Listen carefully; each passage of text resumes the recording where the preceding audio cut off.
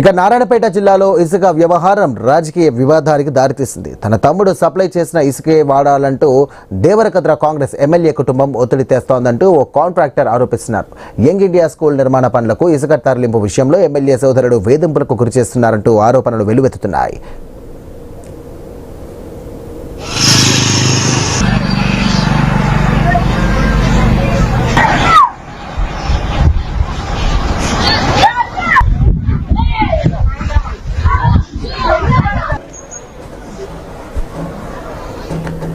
ఇక young India school నిర్మాణ పనులను మెగా ఇంజనీరింగ్ కంపెనీ మరో సంస్థకు సబ్ కాంట్రాక్ట్కు అప్పగించింది.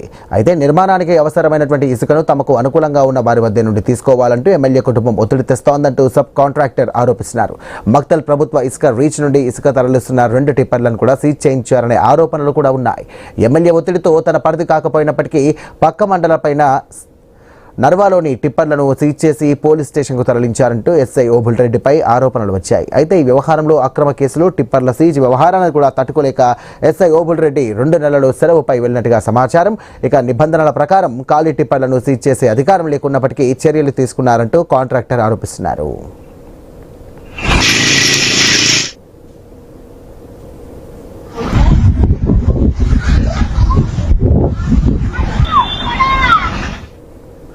ఇక యంగ్ ఇండియా స్కూల్ నిర్మాణం పేరుతో ఇసుక అనుమతులు పొంది అక్రమంగా భారీగా లాభాలు పొందేందుకు ప్రయత్నాలు జరిగాయంటూ కూడా ఆరోపణలు వినిపిస్తున్నాయి. మరోవైపు తమపై ఒత్తిడి పెంచడంతో నిర్మాణ పనులు కొనసాగించడం కష్టంగా మారిందంటూ కాంట్రాక్టర్ ఆవేదన వ్యక్తం చేస్తున్నారు. రైట్, ఇదే అంశానికి సంబంధించి మరిన్ని డీటెయిల్స్ అందించడానికి మా కరెస్పాండెంట్ వెంకటేష్ సిద్ధంగా ఉన్నారు. వెంకటేష్,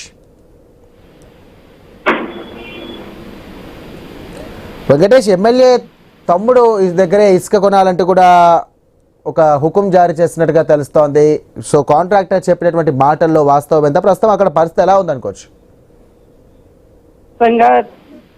కాంగ్రెస్ ప్రభుత్వం వచ్చిన తర్వాత ఈ కాంగ్రెస్ ఎమ్మెల్యేలు, కొత్తగా ఎన్నికైన ఎమ్మెల్యేలు ఈ భూదందాలకు, ఇసుక దందాలకైతే తెరలేపారని చెప్పవచ్చు. దీనికి సంబంధించి ఇప్పటికే కాంగ్రెస్ ఎమ్మెల్యే దేవరకద్ర కాంగ్రెస్ ఎమ్మెల్యే సోదరుడు కూడా యంగ్ ఇండియా స్కూల్ నిర్మాణానికి కాంట్రాక్ట్ తీసుకొని దానికి సంబంధించిన కాంట్రాక్టర్లకు తన ఇసుకనే వాడాలని హుకుములు కూడా జారీ చేస్తున్న సంఘటన చోటు చేసుకుంటున్నాయని చెప్పొచ్చు. పెద్ద ఆరోపణలు అయితే వినిపిస్తున్నాయి. ఈ నేపథ్యంలోనే యంగ్ ఇండియా స్కూల్ నిర్మాణానికి ఇసుక ఇవ్వలేదని ఆ కాంట్రాక్టర్కు వేరే కాంట్రాక్టర్కు అప్పగించగా ఇసుక తరింపులో విషయంలో సబ్ కాంట్రాక్టర్కి అయితే వేధింపులకు గురి చేస్తున్నారని ఈ ఎమ్మెల్యే సోదరుడు కూడా ప్రత్యక్షంగా ఎక్కడైతే కాంట్రాక్ట్ పనిచేస్తున్నారో ఆ ఇంజనీరింగ్లకే ఫోన్ చేసి బెదిరింపులకు కూడా పాల్పడుతున్నారని చెబుతున్నారు. ఈ స్కూల్ పేరుతో ఇసుక అనుమతులు పొంది అక్రమంగా కోట్ల రూపాయల లాభాలు పొందేందుకైతే ప్లాన్ చేశారని ఆరోపణలు అయితే ఆ ఎమ్మెల్యే సోదరుడిపై వినిపిస్తున్నాయి.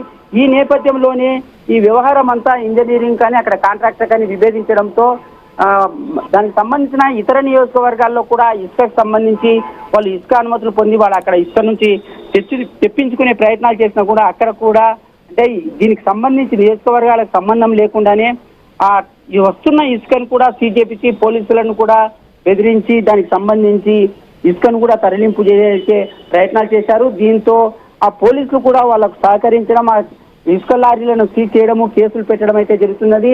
ఈ నేపథ్యంలోనే కొన్ని ప్రజాప్రతినిధుల వేధింపులకు తట్టుకోలేక అక్కడ స్థానిక నర్వా ఎస్ఐ ఓబుల్ రెడ్డి కూడా సెలవులపై వెళ్ళాడని ఆరోపణలు కూడా వినిపిస్తున్నాయి, ప్రచారం కూడా జరుగుతున్నాయి. ఈ నేపథ్యంలో ఎక్కడ చూసినా కూడా ఇసుక దందాకైతే ఇక్కడ ప్రజాప్రతినిధులు తెరలేపిన సంఘటన అయితే మనకు స్పష్టంగా కనిపిస్తున్నాయి మహబూబ్ నగర్ జిల్లాలతో పాటు ఇతర జిల్లాల్లో కూడా. Right, thank you Venkatesh.